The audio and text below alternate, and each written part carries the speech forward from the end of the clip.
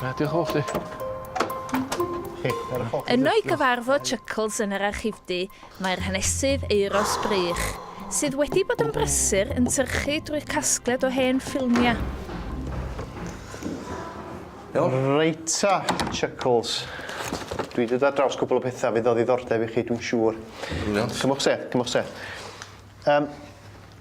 Ia, fel da chi'n gwybod, oedd gan bob bataliwn yn y Rhyfel Byd Cyntaf glown fel rhan o'r bataliwn.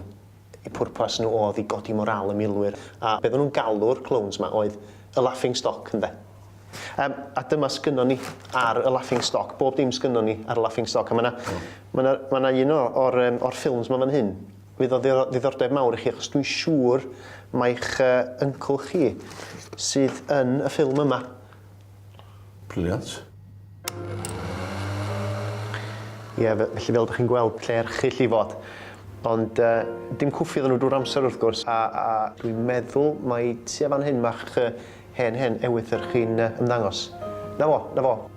Pa'n ydi hwn ar y chwith? Na, hwn ar y dde fan hyn.